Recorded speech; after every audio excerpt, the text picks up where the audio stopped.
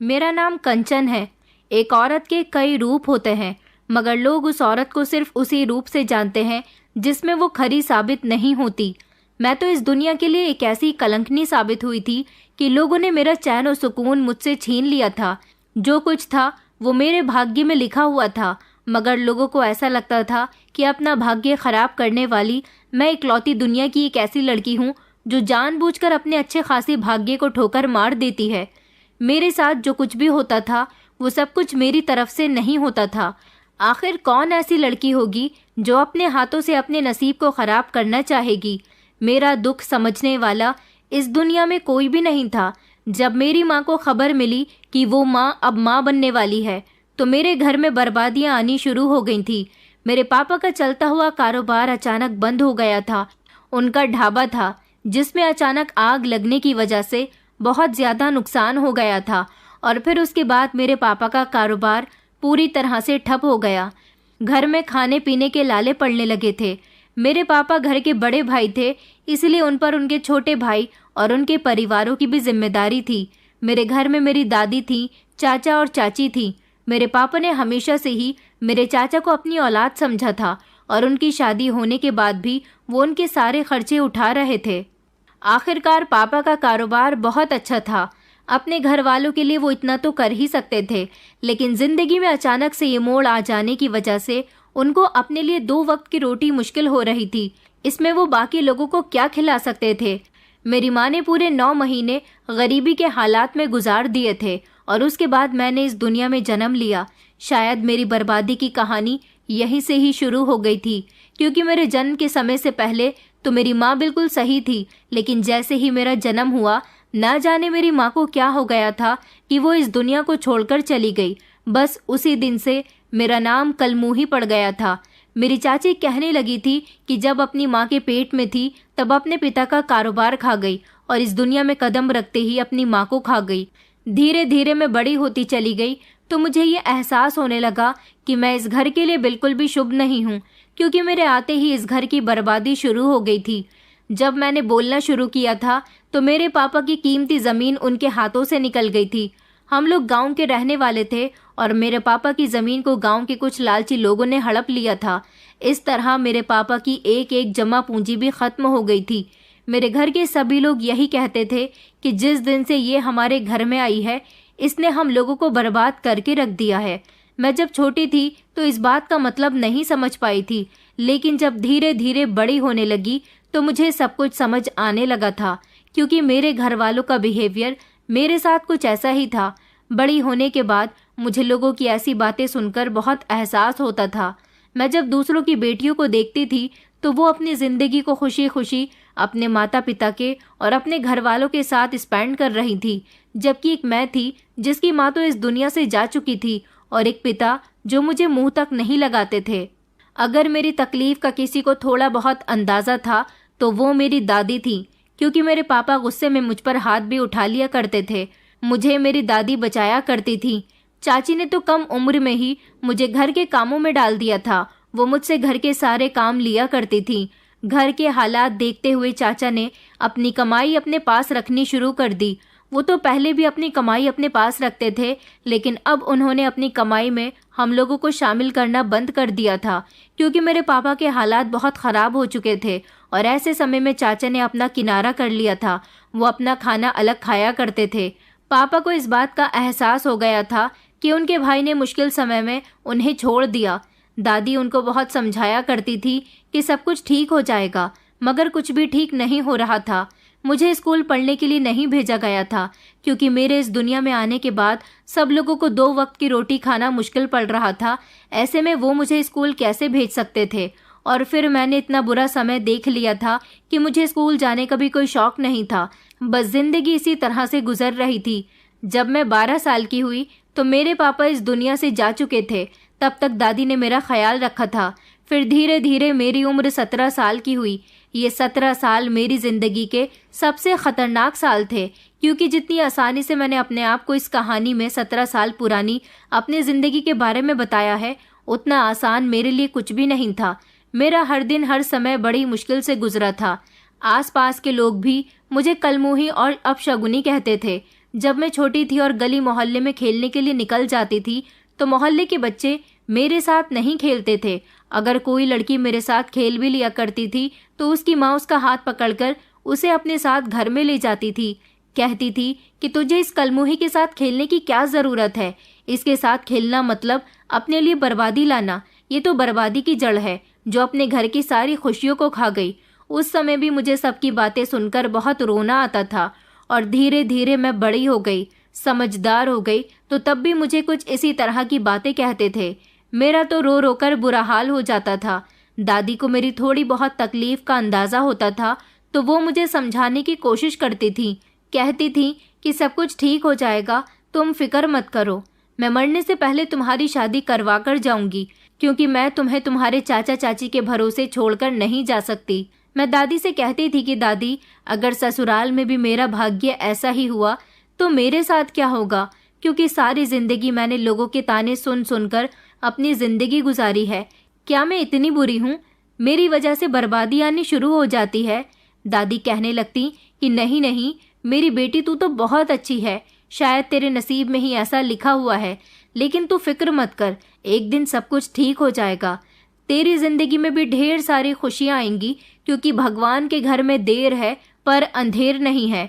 दादी मुझे तसल्ली देती थी तो मुझे दादी के साथ रहकर ऐसा लगता था जैसे मुझ अकेली का इस दुनिया में दादी के अलावा कोई भी नहीं है। लेकिन सच तो यही था, मेरा इस दुनिया में दादी के अलावा कोई भी नहीं था। एक वही थी जो मुझे समझाती थी, अपना मानती थी, मगर फिर वो भी बीमार रहने लगी थी। उनकी भी उम्र काफ़ी हो गई थी। चाचा चाची को तो दादी और मुझसे कोई मतलब ही नहीं था। पापा के दुनिया से चले जाने के बाद उन्होंने दादी को और मुझे इस घर में लवारिसों की तरह जगह दी हुई थी। अपनी तबीयत की तरफ देखते हुए दादी ने चाचा से कहा था कि मैं कंचन का रिश्ता करना चाहती हूँ, उसकी शादी करके उसे उसके घर का कर देना चाहती हूँ, फिर चाहे मैं मर जाऊँ तो मुझे सुकून तो रहेगा। चाचा चाची की तो अपनी कोई औलाद नहीं थी, अगर वो चाहते तो मुझे अपनी औलाद समझ सकते थे, लेकिन उन्होंने तो मुझे कभी इंसान ही नहीं समझा था। चाची तो मुझे अपने कमरे में भी आने नहीं देती थी, कहती थी कि नहीं नहीं मेरे कमरे में कदम मत रखना, मैं नहीं चाहती कि हम तेरी वजह से किसी बड़ी मुसीबत का शिकार हो जाएं। मैं इसीलिए चाची से उनके दरवाजे तक ही रहकर बात करती थी। घर के ऐसे हालात देखते हुए ही दादी ने सोचा था कि वो अपने जीते जी मेरी शादी कर दे, क्योंकि अगर वो भी इस दुनिया में नहीं रही तो फिर मैं कहाँ जाऊंगी, मुझे कौन समझेगा। चाचा ने तो कह दिया था कि आप चाहो तो इसकी शादी कर सकती हो, मगर मेरे पास इसे देने के लिए कुछ भी नहीं है। अगर भाई साहब इसके लिए कुछ छोड़ कर जाते तो ज़रूर मैं अपनी जिम्मेदारी पर इसकी शादी करवा देता, लेकिन जिस दिन से ये दुनिया में आई है भाई साहब को भी इसने बर्बाद करके रख दिया। और तो और इस कलमुही से शादी कौन करेगा? इसे तो पूरा गांव जानता है कि जिस दिन से ये दुनिया में आई है कैसे कैसे कांड कर चुकी है, तो फिर कौन इसे अपने घर की बहू बनाना चाहेगा। चाचा की ऐसी अजीब व गरीब बातें सुनकर दादी भी उदास हो गई थी। फिर दादी ने खुद ही मेरे लिए रिश्ता ढूंढने का फैसला किया। मेरी दादी ने मेरे लिए पूरा गांव छान मारा था। शायद मेरे भाग्य में शादी करना भी आसानी से नहीं लिखा था। चाचा ने बिल्कुल सही कहा था, कोई भी मुझे अपने घर की बहू बनाने के लिए तैयार नहीं था। एक दिन तो चाची ने हद ही कर दी थी। उन्होंने मेरी दादी को बताया और कहा कि मैंने कंचन के लिए एक रिश्ता देखा है। दादी कहने लगी कि पहले मैं लड़के को देखना चाहती हूँ, मगर चाची दादी को लड़के से नहीं मिलवाना चाहती थी। बस उन्होंने लड़के की बहुत सारी तारीफ कर दी थी। बताया था कि लड़का इकलौता है, उसके आगे पीछे कोई भी नहीं है, नौकरी भी अच्छी है, अकेला कमाता खाता है और बड़े से घर में अकेला ही रहता है। वहाँ पर आपकी कंचन खुश रहेगी। मगर दादी का दिल चाची के बताए रिश्ते पर बिल्कुल भी नहीं मान रहा था। उनकी यही जिद थी कि वो एक बार लड़के से मिलकर उसके बारे में जान पहचान निकालना चाहती हैं। लेकिन चाची तो इस बात पर बिल्कुल भी राजी नहीं हो रही थी। उनका कहना था कि उनकी बात मानकर मेरी शादी उसके साथ करवा दें। फिर चाची ने लड़के का फोटो दादी को दिखा दिया था। दादी को लड़का तो बहुत पसंद आया था। लड़का फोटो में अच्छा लग रहा था। दादी को लगा रियल में भी लड़का ऐसा ही होगा, इसीलिए दादी लड़के से मिले बिना ही इस रिश्ते के लिए मान गई थी। इस तरह मेरी एक ही हफ्ते के अंदर अंदर शादी होने जा रही थी, क्योंकि चाची ने दादी से कहा था कि लड़का अपने परिवार में अकेला है, इसलिए वो किसी को भी बारात में शामिल नहीं कर सकता। उसका कहना है कि वो अकेला ही आ जाएगा और शादी की रस्में पूरी करने के बाद कंचन को यहाँ से विदा करके ले जाएगा। दादी इस बात पर भी तैयार हो गई थी। लड़का हमारे यहाँ सहरा पहनकर मुझसे शादी करने के लिए आया तो दादी को कुछ खटका सा महसूस हुआ। दादी ने चाची से कहा कि इस लड़के का सहरा हटाओ, मुझे इसका चेहरा देखना है। मगर चाची दादी की किसी बात को सुन ही नहीं रही थी। दादी को किसी गड़बड़ का एहसास हो रहा था। मैं दुल्हन बनी हुई एक तरफ बैठी थी और बहुत रो रही थी क्योंकि मैं अपनी दादी से अलग होने वाली थी। मगर मेरी दादी ने हार नहीं मानी और ज़बरदस्ती उस लड़के का सेहरा खींच लिया। जब उस लड़के का चेहरा दादी ने देखा तो उनके होश उड़ गए थे, क्योंकि ये कोई लड़का नहीं बल्कि अच्छी खासी उम्र का आदमी था जिसकी दाढ़ी मूंछ भी सफ़ेद थी। चाची ने तो दादी को किसी जवान लड़के का फोटो दिखाया था, मगर ये तो कोई और था। दादी के तो पैरों तले से ज़मीन निकल गई थी। दादी सोचने लगी कि अच्छा हुआ कि शादी होने से पहले पहले उनकी आंखों के सामने सारी हकीकत आ गई। शादी होने के बाद वो उसकी शक्ल देखती तो अनर्थ हो जाता। दादी ने उसको डांट कर हमारे घर से भेज दिया था और चाचा चाची से कहा था कि तुम लोग मेरे पोते की शादी कितनी उम्र के आदमी के साथ करवा रहे हो, जबकि उसकी उम्र तो अभी 18 साल भी नहीं हुई। इस आदमी की उम्र तो 55 साल होगी। तुम लोगों को शर्म नहीं आती लवारिस बच्ची के साथ ऐसा करते हुए। उसके बाद इस बात पर दादी और चाची में बहस शुरू हो गई थी। चाची कहने लगी कि इसका तो शुक्र मनाओ कि वो आदमी इससे शादी करने के लिए तैयार हो गया था, क्योंकि तुम्हारी पोती की हरकतें जैसी हैं पूरे गांव में कोई भी इससे शादी करने के लिए तैयार नहीं होगा। दादी ने कहा था कि मैं अपनी पोती की शादी अपनी जिम्मेदारी पर करूंगी, तुम लोगों को उसके लिए रिश्ते तलाश करने की कोई ज़रूरत नहीं है। दादी ने अब अपने गांव में नहीं बल्कि आस पड़ोस के गांव में मेरे लिए रिश्ते तलाश करना शुरू कर दिए थे। मैं बहुत खूबसूरत थी। दादी मेरा फोटो दिखाकर लोगों से रिश्ते की बात कर लिया करती थी और फिर फाइनली दादी को मेरे लिए एक अच्छा सा रिश्ता मिल गया था। एक पड़ोस के गांव वाली औरत थी जो मुझे अपने घर की बहू बनाने के लिए तैयार हो गई थी। उसने अपने बेटे के लिए मुझे पसंद कर लिया था। दादी उनको हमारे घर तो नहीं लेकर आई थी, पर दादी ने उन्हें मेरा फोटो दिखाया था और जिस दिन चाची अपने मायके गई हुई थी और उस दिन उन्होंने मेरा लड़के की माँ से सामना करवाया था।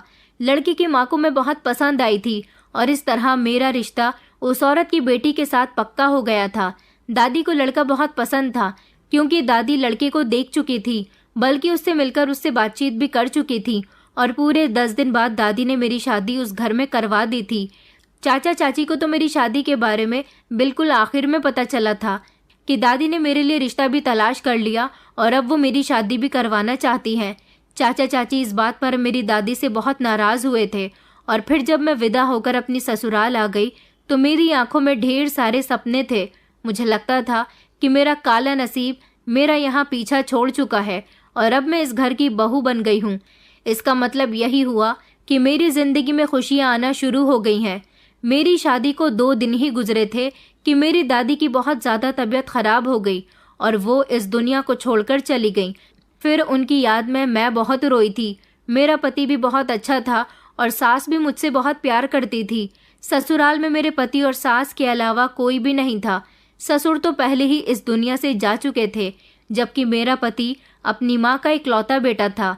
दादी के मरने के बाद उस घर से मेरा अब कोई वास्ता नहीं रहा था, क्योंकि चाचा चाची तो पहले ही मुझे गलत समझते थे। मेरी ज़िंदगी अपनी ससुराल में सुकून से गुजर रही थी, मगर फिर अचानक मेरी ज़िंदगी फिर से पहले की तरह हो गई। एक दिन हमारे घर मेरे गांव की एक औरत आई। उसने मुझे देखा और मेरी सास से वो कहने लगी कि शारदा, तुमने हमारे गांव की सविता की पोती को अपने घर की बहू बनाया है। ऐसा तुमने कैसे कर लिया? आखिर तुम्हें शादी की इतनी भी क्या जल्दी थी कि तुम्हें अपने बेटे के लिए यही लड़की मिली थी? या तुम इसके बारे में नहीं जानती कि ये कौन है? ये तो एक कलमुही है। उस औरत की बात सुनकर मेरी सास शॉक्ड रह गई थी। उसने कहा कि अभी तक तुम्हारे घर में कोई परेशानी नहीं आई। मेरी सास उससे कहने लगी कि तुम ये किस तरह की बातें कर रही हो, मुझे साफ साफ बताओ। तब उस औरत ने मेरी सास को बताया कि ये सविता की पोती है। जब ये अपनी माँ के पेट में थी तो इसके पिता का कारोबार ख़त्म हो गया था। जब पैदा हुई तो अपनी माँ को खा गई और फिर इसका बाप भी इस दुनिया को छोड़कर चला गया, क्योंकि इसका बाप पूरी तरह से सड़क पर आ गया था। इसके भाग्य ने इसके पिता को कंगाल करके रख दिया था। तुम्हें नहीं पता, इसकी चाची भी इसे पसंद नहीं करती थी। मैंने सुना तो था कि इस कलमुही की शादी हो गई, मगर ये नहीं पता था कि इसको तुमने अपनी बहू बनाया है। मेरी सास कहने लगी, मगर ये तो बिल्कुल ठीक है, मेरे घर में तो सब कुछ बिल्कुल सही चल रहा है। वो औरत कहने लगी कि अभी तुम्हारी बहू को आए हुए इस घर में दिन ही कितने हुए हैं। देखती जाओ कि ये अपने काले नसीब से तुम्हारे सच्चे खासे घर को किस तरह से तबाह करती है। मेरी सास उसकी बात सुनकर सोच में पड़ गई थी, जो मेरे साथ शादी के पूरे एक हफ्ते बाद तक बहुत अच्छी रहने लगी थी। अब उनके दिल में मेरे लिए नफरत पैदा होने लगी थी, क्योंकि जिस दिन मेरी सास को ये बात पता चली थी उसी दिन रास्ते में घर आते समय मेरे पति का एक्सीडेंट हो गया था। वो बहुत बुरी तरह से घायल हो गया था और फिर वही औरत दोबारा से मेरी सास से मिलने आई और उसको ये बात जताकर चली गई थी कि ये सब कुछ तुम्हारी बहू की वजह से हुआ है, इसके काले नसीब की वजह से हुआ है। ये ऐसी ही है, जहाँ भी जाती है वहाँ बर्बादियाँ करनी शुरू कर देती है। बस उसी दिन से मेरी सास मुझसे नफरत करने लगी थी। मेरा पति तो बच गया था, मगर उसकी एक टांग खराब हो गई थी। काफ़ी दिनों तक वो अस्पताल में रहा था और फिर घर आ गया, लेकिन मेरी सास ने मेरा जीना दुश्वार करके रख दिया था। उन्होंने मुझे इस घर की नौकरानी बनाकर रख दिया था और वो मुझसे कभी भी सीधे मुंह बात तक नहीं करती थी। मैं उन्हें यकीन दिलाने की कोशिश करती थी कि मैं ये जानबूझकर कुछ भी नहीं करती, सब कुछ खुद ही हो जाता है। मेरी सास का कहना था कि मेरे तो कर्म ही फूट गए हैं तुझे अपने घर की बहू बनाकर। मुझे नहीं पता था कि तू इतनी कर्म जली है, वरना तो मैं तुझे कभी भी अपने बेटे की पत्नी नहीं बनाती। मुझे पहले ही अगर सच्चाई के बारे में पता होता तो मेरे बेटे के साथ ऐसा ना होता, क्योंकि एक्सीडेंट में मेरे पति की एक टांग चली गई थी और मेरे पति का ऑपरेशन हुआ था। डॉक्टरों ने मेरे पति की टांग ऑपरेशन के जरिए ठीक तो कर दी थी, क्योंकि आजकल साइंस ने बहुत तरक्की कर ली है, मगर मेरे पति को पूरे 1 साल तक बिस्तर पर रहने के लिए कहा गया था। मैं अपने पति की खूब सेवा किया करती थी और मेरी सास यही समझती थी कि मेरे पति के एक्सीडेंट में मेरा ही हाथ है। मेरी शादी को 2 महीने गुजर गए थे जब एक दिन मेरी चाची भी हमारे घर पर आ गई और उन्होंने मेरी सास से कहा कि मुझे पता चला कि आपके बेटे का एक्सीडेंट हो गया, तो मैं देखने के लिए आ गई थी। मेरी सास उनसे ठीक से बात तक नहीं कर रही थी, क्योंकि उनको गुस्सा आ रहा था। चाची शादी के बाद तो कभी नहीं आई थी और मेरे पति के एक्सीडेंट को भी काफ़ी दिन हो गए थे। वो मेरे पति के हालचाल लेने नहीं, बल्कि मेरी सास को भड़काने के लिए आई थी। उन्होंने मेरी सास से कहा था कि अब तो आपके घर में बर्बादियां आना शुरू हो गई हैं, धीरे धीरे देखो आप किस तरह से बर्बाद होती हो। मेरी सास कहने लगी कि अगर ऐसी ही बात थी तो शादी के समय तुमने क्यों मुझे ये सब कुछ नहीं बताया, मैं तो कभी भी इसको अपने घर की बहू नहीं बनाती। तो मेरी चाची कहने लगी कि मेरी सास ने हम लोगों को कुछ भी नहीं बताया था, वो अपनी पोती की हरकतें अच्छी तरह से जानती थी, इसीलिए उन्होंने खामोशी से इसकी शादी आपके बेटे के साथ करवा दी थी, जिसकी वजह से आपको कुछ भी पता नहीं चल सका। मगर अब आप अपने बेटे का ध्यान रखना, अभी तो सिर्फ उसका एक्सीडेंट हुआ है, आगे उसके साथ इससे भी ज्यादा कुछ बुरा हो सकता है। ये बात सुनकर मेरी सास बहुत ज्यादा डर गई थी और कहने लगी कि नहीं नहीं, मेरा बेटा इकलौता है, मैं अपने बेटे को खोना नहीं चाहती। अब तो मेरी सास मुझे जैसे तैसे इस घर से निकाल देना चाहती थी, मगर मैंने अपने पति से कहा हुआ था कि आप तो जानते हो कि आपका एक्सीडेंट मेरी वजह से नहीं हुआ, तो फिर माँ जी मेरे साथ ऐसा क्यों कर रही हैं। मेरे पति ने अपनी माँ को समझाया था कि माँ इसकी कोई गलती नहीं है, एक्सीडेंट मेरी वजह से हुआ था, मेरा मोबाइल पर ध्यान था और मैं बाइक चला रहा था, बस इसी वजह से मेरी बाइक स्लिप हो गई। मगर मेरी सास फौरन ही उसको यकीन दिलाने की कोशिश करती थी कि तुम्हारी पत्नी का काला नसीब है, तो मेरी मानो तो इसे छोड़ दो, ये तुम्हारे लिए बिल्कुल भी ठीक नहीं है, इसके बारे में लोग अच्छा नहीं कहते। और अब तो मुझे भी यकीन हो गया कि ये सच में कलमुही है। मैं अपनी सास को समझाने की बहुत कोशिश करती थी, उन्हें खुश रखने के लिए मैं दिन रात उनकी सेवा में लगी रहती थी। एक तरफ अपने बीमार पति को देखती तो दूसरी तरफ अपनी सास को मनाने में लगी रहती थी, मगर मेरी सास का दिल तो जैसे मेरी तरफ से पत्थर का हो गया था, क्योंकि पहले तो ये बात मेरे अपने गांव में फैली हुई थी कि मैं एक कलमुही हूँ, मगर धीरे धीरे ये बात अब मेरी ससुराल के गांव में भी फैल गई थी और गांव की सारी ही औरतें मेरी सास को भड़काकर घर से चली जाती थी। मेरी सास मुझसे नफरत करने लगी थी, उन्हें अब मेरा अपने घर में रहना बिल्कुल भी पसंद नहीं था। वक्त इसी तरह से धीरे धीरे गुजर गया था और फिर मेरी शादी को पूरे 10 महीने हो गए थे, जब एक दिन मेरी सास ने मुझसे कहा कि लोग तेरे बारे में बिल्कुल सही कहते हैं, तू कलमुही होने के साथ साथ बांझ भी हो चुकी है, जो अभी तक मेरे बेटे को एक बच्चा तक नहीं दे सकी है। मेरा बेटा इकलौता बेटा है। हमारे गांव में 3 लोगों की शादी तेरी शादी के बाद हुई थी और वो तीनों ही औरतें गर्भवती हैं, मगर तू अभी तक गर्भवती भी नहीं हुई है। मैंने कहा कि माँ जी ये सब कुछ मेरे हाथ में नहीं है, मगर मेरी सास तो मेरी बात को मानने के लिए तैयार ही नहीं थी। वो बार बार मेरे पति को यही कहती थी कि बेटा तुम इसे छोड़ दो, मैं तेरी शादी दूसरी लड़की के साथ करवा दूंगी, अभी भी वक्त है, सब बर्बाद होने से पहले इसे छोड़ दे, वरना एक दिन बहुत पछताएगा। मेरे पति के दिमाग में कभी कभी अपनी माँ की बात आ जाती थी, क्योंकि अब तो वो भी ये बात देखने लगा था कि हमारी शादी को 10 महीने गुजर गए हैं और अभी तक मैं प्रेग्नेंट नहीं हुई हूँ। मेरे पति को बच्चों का बड़ा ही शौक था, इसलिए वो छुट्टी वाले दिन पड़ोस के बच्चे लेकर घर में आ जाता था। लेकिन जब मैं उन बच्चों को गोद में लेती थी तो मेरी सास मेरी गोद से बच्चे छीन लिया करती थी और कहती थी कि अगर इस बच्चे की माँ को पता चल गया कि मैंने इसको तेरी गोद में दिया है तो इसकी माँ कभी भी हमारे घर नहीं भेजेगी। अपनी सास की ऐसी बातें सुनकर मेरा दिल बहुत दुखता था, मेरी आंखों में आंसू आ जाते थे। मैं अपनी किस्मत पर सारी सारी रात रोती रहती थी। इसी तरह मेरी शादी को 1 साल से ज्यादा हो गया था। अब तो मेरे पति के दोस्त भी उससे ये कहने लगे थे कि तुम्हारी शादी को 1 साल से ज्यादा हो गया, अभी तक तुम पिता नहीं बन सके, आखिर ऐसी भी क्या परेशानी है भाभी में। उसकी बात पर मेरा पति खामोश हो जाता था और उनके जाने के बाद वो मुझसे नाराजगी जताता था।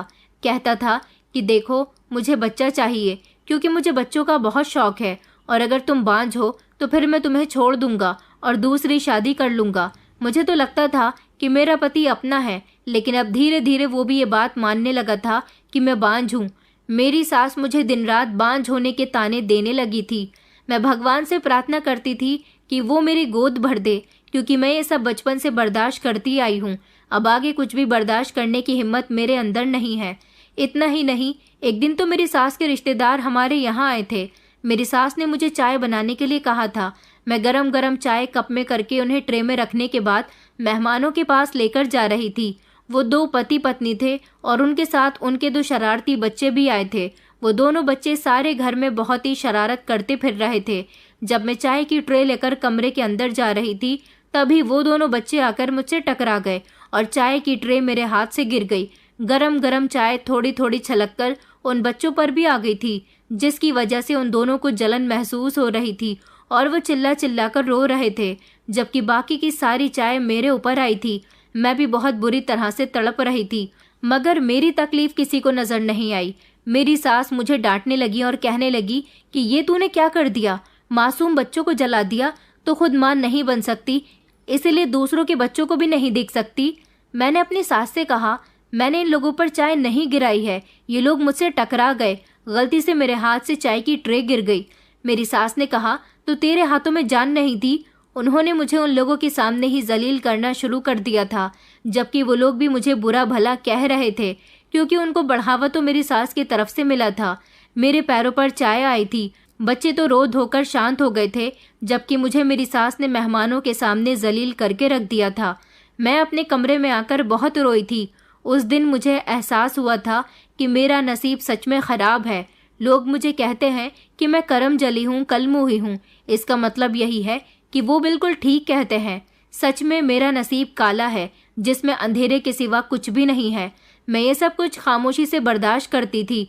अब तो मेरी सास ने मेरे पति के लिए लड़कियां तलाश करना भी शुरू कर दिया था, क्योंकि अब वो मुझे किसी भी तरह इस घर से निकाल देना चाहती थी। उन्हें लोगों से बातें सुनने को मिलती थी कि तुम्हारी बहू ने अभी तक तुम्हें कोई पोता पोती नहीं दिया। लोगों की बातें सुनकर मेरी सास भी यही चाहती थी कि जल्द से जल्द उनकी गोद में कोई पोता पोती आ जाए, क्योंकि सारी जिंदगी उन्होंने एक बेटे के साथ ही गुजार दी थी, जबकि उन्हें भी बच्चे बहुत पसंद थे। और अब तो उन्हें मुझे बांझ कहने का बहाना मिल गया था, क्योंकि शादी को इतना समय जो हो गया था तो उन्हें यही लगता था, और वो मुझे पूरे विश्वास के साथ बांझ कहती थी, क्योंकि अब मेरी शादी को 2 साल होने वाले थे। अब मेरी सास मुझे इस घर में बिल्कुल भी बर्दाश्त नहीं कर रही थी। बस वो मेरे पति से यही कहती थी कि तुम दूसरी शादी कर लो, इस घर में बच्चा आ जाएगा, घर की रौनक बढ़ जाएगी, और इसे डाइवोर्स दे दो, ये अपने चाचा चाची के पास चली जाएगी। अपनी सास की ये बात सुनकर मैं उनके पैरों में गिर गई थी और कहने लगी थी कि प्लीज़ माँ जी, मेरे साथ ऐसा मत करो। मैं चाचा चाची के घर नहीं जाना चाहती, मैं इसी घर में रहना चाहती हूँ। मेरी सास कहने लगी, इस घर में रहते हुए भी तू इस घर की अच्छी खासी बर्बादी कर चुकी है। तेरे आने के 1 हफ्ते बाद ही मेरे बेटे का एक्सीडेंट हो गया और आज तक वो अपनी टांग से ठीक से नहीं चल पाता। कितने समय तक तो इस घर में अच्छा खाना भी नहीं बना, क्योंकि मेरा बेटा ऐसी हालत में काम पर नहीं जा सका। तेरी वजह से मुझे लोगों को कितनी बुरी भली बातें सुनानी पड़ती हैं। हर कोई यही कहता है कि किसको अपने घर की बहू बनाया है, तुम्हें कोई और लड़की नहीं मिली थी क्या? मेरी सास ने तो इतना रोना धोना डाल दिया था कि मेरा पति अपनी माँ की बात मानने के लिए तैयार हो गया था, क्योंकि मेरी सास रोते रोते नौटंकी करने लगती थी, अपनी तबीयत बिगाड़ने की एक्टिंग करने लगी थी, ताकि मेरा पति उनकी बात मानने पर तैयार हो जाए और दूसरी शादी कर ले और मुझे इस घर से निकाल दे। मेरे पति ने कहा था कि ठीक है माँ, अगर आप कहती हो तो मैं दूसरी शादी कर लूँगा, मगर आप रोना बंद करो। मैं तो अपने पति को फटी फटी आंखों से देख रही थी और बुरी तरह से रोई थी। जब रात के समय मेरा पति कमरे में अकेला मेरे साथ मौजूद था, तब मैंने अपने पति से कहा कि अगर तुम मुझे छोड़ने का फैसला कर चुके हो तो एक बार मेरी बात मान लो। मैं चाहती हूँ कि तुम मुझे शहर लेकर चलो, वहाँ डॉक्टर से मेरा इलाज करवाओ। अभी ये बात साबित नहीं हुई है कि मैं बांझ हूँ, ऐसा सिर्फ लोग कहते हैं, मगर मुझे नहीं लगता। मेरा पति कहने लगा कि तुम्हारा क्या मतलब है, डॉक्टर को दिखाने के बाद क्या ये बात साबित हो जाएगी? मैंने कहा कि मैं तो अनपढ़ हूँ, मगर आप तो पढ़े लिखे हो। डॉक्टर मेरी रिपोर्ट करवाएगी, उसमें ये बात साबित हो जाएगी कि मैं बांझ हूँ या नहीं।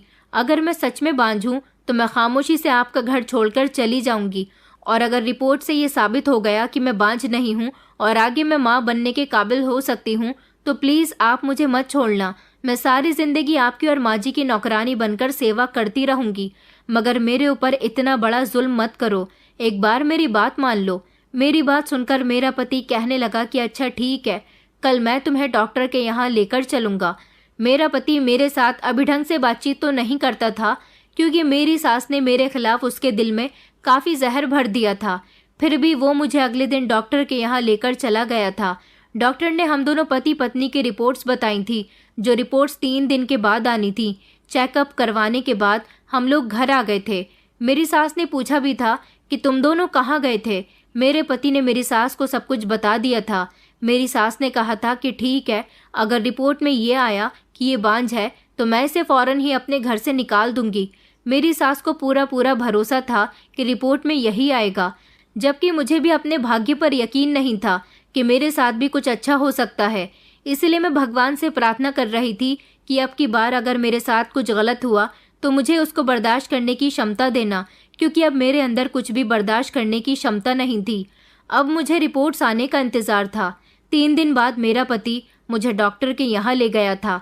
जब डॉक्टर ने रिपोर्ट्स देखने के बाद रिजल्ट बताया तो मैं खुशी से फूली नहीं समा रही थी, क्योंकि डॉक्टर ने बताया था कि तुम बांझ नहीं हो, तुम बिल्कुल ठीक हो। तुम्हारे अंदर कोई ऐसी कमी नहीं है जिसकी वजह से तुम बच्चा पैदा ना कर सको। लेकिन जब डॉक्टर ने मेरे पति की रिपोर्ट देखी तो उनके चेहरे का रंग उड़ गया था। डॉक्टर ने हमें एक ऐसी बात बताई जिसे सुनकर हमारे होश उड़ गए थे। डॉक्टर ने कहा कि आप तो बिल्कुल ठीक हो, मगर आपके पति बच्चा पैदा करने काबिल नहीं है, वो नामर्द हैं और सारी जिंदगी शायद वो बच्चा पैदा नहीं कर सकेंगे। मुझे तो डॉक्टर की बात पर यकीन भी नहीं आया था। मैंने कहा था कि डॉक्टर ऐसा नहीं हो सकता, मेरे पति तो बिल्कुल ठीक है। डॉक्टर कहने लगी कि जैसा रिपोर्ट बता रही है हम भी आपको ऐसा ही बता रहे हैं। मेरे पति ये बात सुनकर खामोश हो गए थे और फिर हम अस्पताल से बाहर आ गए थे। मेरे पति चल तो सकते थे, मगर वो पहले की तरह नॉर्मल नहीं थे। वो लंगड़ाकर चलते थे और मैं उनको सहारा दिया करती थी। मेरे पति ने मुझे बैठने के लिए कहा, इसलिए हम अस्पताल के बाहर ही एक किनारे की तरफ बैठ गए थे। जब मेरे पति ने मेरे आगे हाथ जोड़ लिए और कहने लगे कि मुझे माफ़ कर दो कंचन, मैं अपनी माँ की बातों में आ गया था जो तुम पर इतना गुस्सा करने लगा था। मुझे भी यही लगता था कि तुम मुझे बच्चों का सुख नहीं दे सकती हो। इसका मतलब यही है कि माँ तुम्हारे बारे में बिल्कुल ठीक कहती है, मगर तुमने तो मेरी माँ की बहुत सारी बातें सुनी हैं और मेरी नाराज़गी को भी खामोशी से बर्दाश्त किया है, लेकिन कमी तो मेरे ही अंदर है। तुम तो बिल्कुल ठीक हो, मैं तुम्हारे आगे हाथ जोड़ता हूँ। मेरी इस कमी के बारे में मेरी माँ को कुछ मत बताना, क्योंकि मैं उनसे नज़रें मिलाने काबिल नहीं रहूँगा। मैंने अपने पति से कहा कि आप ये कैसी बातें कर रहे हो, आपकी इज्जत मेरी इज्जत है, भला मैं आपकी इज्जत को ख़राब होने कैसे दे सकती हूँ। आप फिक्र मत करो, भगवान सब कुछ ठीक कर देगा। हम दोनों ही बहुत परेशान थे और हम दोनों की आंखों में आंसू थे। जब हम घर आए तो मेरी सास हम दोनों का बेसब्री से इंतज़ार कर रही थी, क्योंकि वो भी ये बात जानना चाहती थी कि हम दोनों की रिपोर्ट में क्या आया है। मेरी सास हमसे पूछने लगी कि बताओ डॉक्टर ने क्या बताया है। मेरा पति मेरा चेहरा देख रहा था और मैं उसे देख रही थी। तब मैंने शर्मिंदा होते हुए अपनी सास से कहा कि मुझे माफ़ करना माँ जी, आप ठीक कहती थी कि मैं बांझ हूँ, मैं आपको पोता पोती नहीं दे सकती। ये कहकर मैं रोने लगी थी, जबकि मेरी सास बहुत खुश हो गई थी। उन्होंने मेरे पति से कहा कि देखो, मैं कहती थी ना कि ये बांझ है, क्योंकि अगर ये बांझ नहीं होती तो शादी के बाद ही गर्भवती हो जाती। मेरी सास कहने लगी, क्या अभी भी तुम इसके साथ रहना चाहते हो? मैं तो कहती हूँ कि तुम अभी जाकर तलाक के पेपर तैयार करवाओ और इसे घर से निकाल दो, फिर मैं तुम्हारी दूसरी जगह शादी करवा दूंगी और तुम जल्द ही पिता बनने का सुख देख सकोगे। मेरे पति ने अपनी माँ की बात का कोई जवाब नहीं दिया और वो सीधा चलते हुए अपने कमरे में आ गए थे। मैं भी वहाँ से उनके साथ साथ कमरे में आ गई थी।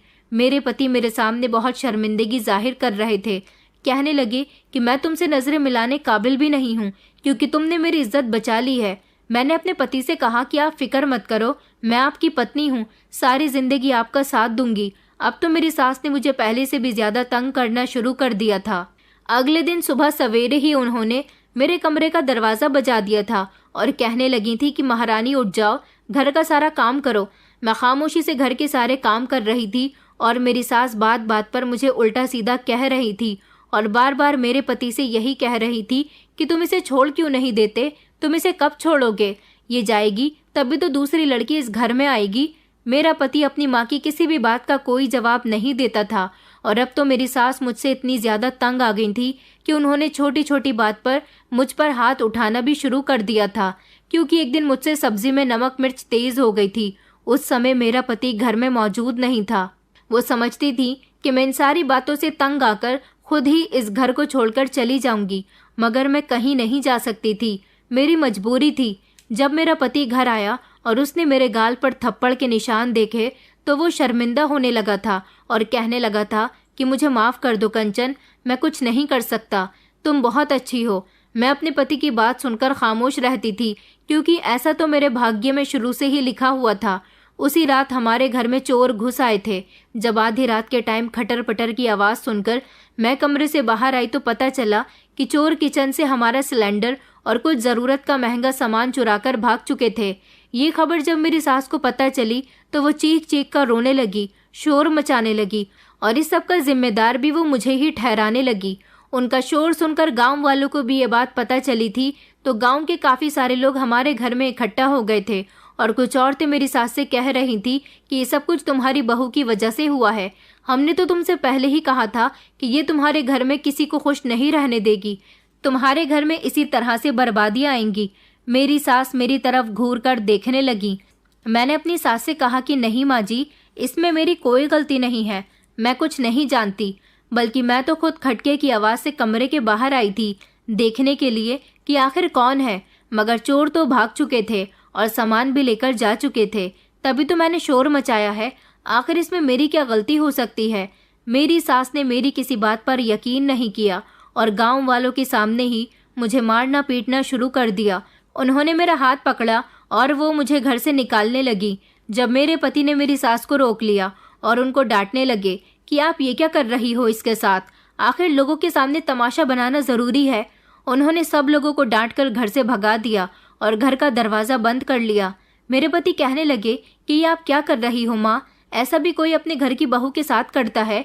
तो मेरी सास कहने लगी कि मैं कुछ नहीं जानती और मैं इसको अपनी बहू भी नहीं मानती। ये मेरी बहू नहीं बल्कि इस घर के लिए बहुत बड़ी मुसीबत है।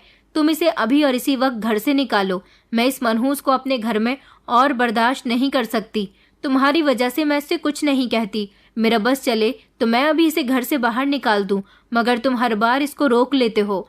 मेरा पति मेरा हाथ पकड़कर मुझे कमरे के अंदर ले गया, जबकि मैं फूट फूट कर रो रही थी। उधर मेरी सास का हाल भी बहुत बुरा था, वो गुस्से से लाल पीली हो रही थी। मेरे पति ने मुझे समझाया और वो मेरे आगे हाथ जोड़कर कहने लगे कि मुझे माफ़ कर दो कंचन, ये सब कुछ मेरी वजह से हो रहा है। अगर मम्मी को पता चल जाए कि कमी तुम्हारे अंदर नहीं बल्कि उनके बेटे के अंदर है, ये तो मैं जानता हूँ कि चोरी भी तुम्हारी वजह से नहीं हुई है। बस तुम पर तो सब लोग आसानी से इल्ज़ाम लगा देते हैं, मगर मैं जानता हूँ कि तुम कितनी सच्ची और अच्छी हो। जो कुछ भी होता है वो एक हादसा होता है और लोग इल्ज़ाम तुम पर लगा देते हैं।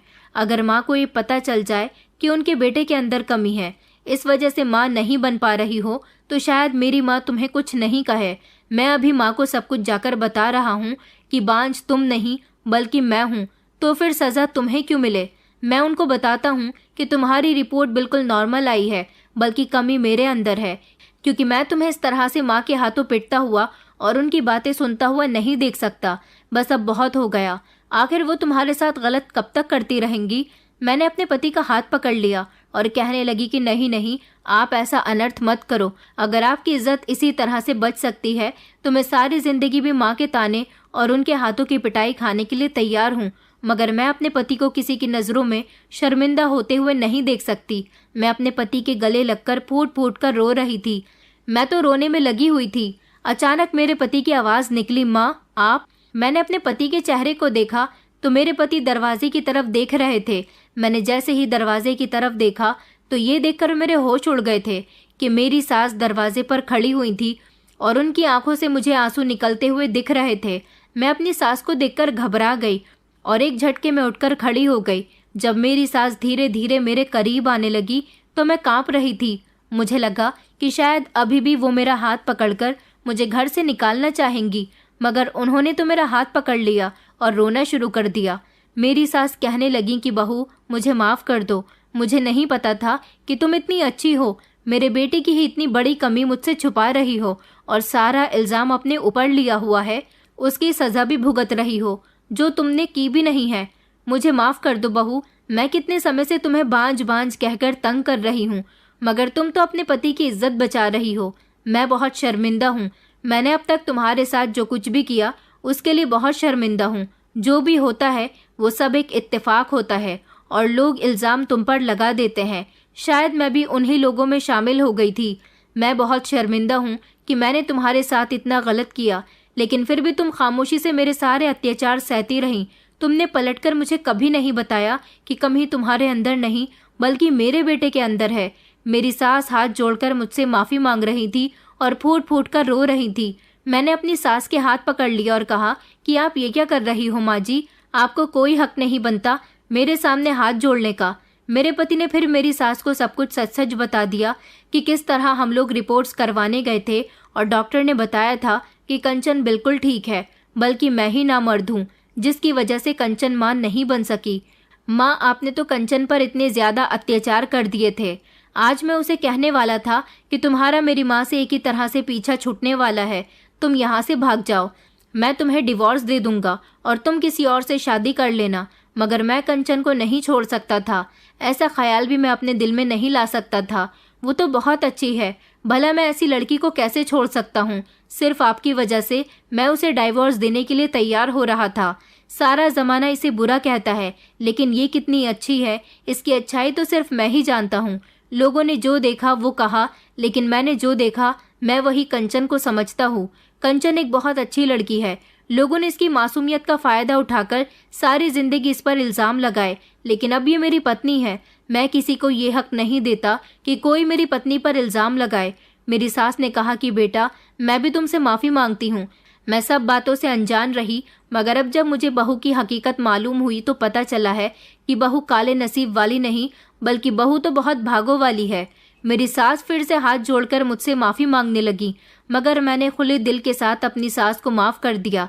मेरी सास ने मुझसे कहा कि आज के बाद अगर कोई भी मेरी बहू को गलत कहेगा तो मैं उसी समय उसको बालों से पकड़कर मारूंगी, क्योंकि मैं अब अपनी बहू की बुराई नहीं सुनूंगी। और तुम मेरी बहू नहीं, तुम मेरी बेटी हो। कोई तुम्हें इस घर से नहीं निकालेगा। ये तुम्हारा घर है, तुम इस घर में सर उठाकर जीना। इस तरह मेरी सास ने अपने दिल से मेरे लिए सारी नफरतें ख़त्म कर दी थीं। मेरी सास को इस बात का बहुत सदमा लगा था कि उनका बेटा ही बांझ है। शायद ऐसा इसलिए था क्योंकि वो मेरे बारे में कुछ भी जाने बिना ही मुझे बांझ कहती थी। कुछ ही दिन गुजरे थे कि एक और नई खबर मुझे सुनने को मिली, जिसे सुनकर मेरे होश उड़ गए थे। मेरे चाचा चाची, जिन्होंने मुझे सारी ज़िंदगी गलत कहा था और मेरी बुराइयां लोगों तक पहुंचाई थी, मेरे चाचा का कारोबार अचानक से ठप हो गया। चाचा सड़क पर आ गए। चाचा और चाची अब इतने बुरे वक्त से गुजर रहे हैं कि भूख से उनका बुरा हाल हो गया। फिर चाचा चाची को एहसास हुआ कि शायद उनके साथ ऐसा इसलिए हुआ है क्योंकि एक दिन उन्होंने मेरे पापा का कारोबार ठप होने पर उसका जिम्मेदार मुझे ठहराया था। अब तो मैं उन लोगों की ज़िंदगी से बहुत दूर जा चुकी थी। क्या अभी भी वो लोग मुझे अपने कारोबार ठप होने की वजह समझ सकते थे? ऐसा बिल्कुल भी नहीं है, क्योंकि जिस दिन से मेरी शादी हुई थी मैंने उन लोगों को पलटकर ही नहीं देखा। अब ये उनका ही नसीब था जो इतना ख़राब था, जिसकी जिम्मेदार वो मुझे नहीं ठहरा सकते थे। उन लोगों को अपनी गलती का एहसास हो चुका था। वो लोग मेरे घर मुझसे माफ़ी मांगने के लिए आए थे। मैंने उन्हें माफ़ कर दिया था, मगर मैं उनकी कोई मदद नहीं कर सकती थी, क्योंकि मेरे पति के हालात भी ज़्यादा अच्छे नहीं थे। वो लोग मेरे घर से चले गए थे। फिर धीरे धीरे मेरे पति का काम भी चल निकला और अब मैं अपनी ससुराल में बहुत खुशी खुशी रह रही हूँ। मेरी सास मुझे अपनी बहू नहीं बल्कि बेटी मानती है। अगर कोई मेरी सास से मेरी बुराई करता है तो मेरी सास उसे इतनी बातें सुनाती हैं कि वो अपने कानों पर हाथ लगा लेते हैं और शर्मिंदा हो जाते हैं। मेरा पति भी मुझसे बहुत प्यार करता है। इतनी ढेर सारी खुशियाँ देखकर मैं तो जैसे झूम ही उठी थी। फिर मुझे अपनी दादी की कही हुई वो बात याद आई, जब उन्होंने मुझे समझाया था कि देखना, एक दिन तेरी जिंदगी में ढेर सारी खुशियाँ होंगी, एक दिन सब कुछ ठीक हो जाएगा, क्योंकि भगवान के घर में देर होती है, अंधेर नहीं होती। आज जब मुझे खुशियाँ मिली थी तो ढेर सारी खुशियाँ एक साथ मिल गई थी। मेरे पति ने अनाथ आश्रम से एक बच्चा अडॉप्ट कर लिया था और अब हम दोनों इस बच्चे के माता पिता हैं। मेरे पति ने मुझसे कहा भी था कि मेरी वजह से तुम माँ बनने का सुख नहीं देख सकी। मैंने अपने पति को यही समझाया कि मैं आपके साथ बहुत खुश हूँ, ये बच्चा हम दोनों का है, तो मैं इसी से अपनी सारी ख्वाहिशें पूरी कर लूँगी। मेरी सास भी बहुत ज़्यादा खुश थी और आज भी वो अपने किए पर शर्मिंदा रहती हैं। सब कुछ बिल्कुल ठीक हो गया। मेरी ज़िंदगी बहुत अच्छी गुजर रही है। मैं आप लोगों से यही कहना चाहूँगी कि किसी को बुरा भला कहने से पहले इंसान को अपने बारे में सोच लेना चाहिए। लोग मेरी अच्छाइयों को जाने बिना ही मुझे बुरा कहते थे, यहाँ तक कि उन्होंने मेरे नसीब को भी बुरा भला कहा था। लेकिन कोई भी ये नहीं जानता कि एक दिन हर इंसान का नसीब जाग जाता है। बिना सोचे समझे किसी के बारे में भी ऐसे इल्ज़ाम नहीं लगाने चाहिए जो आगे चलकर खुद को भी भुगतने पड़े। दोस्तों, उम्मीद करती हूँ आपको हमारी कहानी पसंद आई होगी। कहानी पसंद आई है तो वीडियो को लाइक करें, चैनल पर नए हैं तो चैनल को सब्सक्राइब करें और हाँ, नोटिफिकेशन बेल को ज़रूर दबाएं ताकि अगली अपडेट सबसे पहले आपको मिले।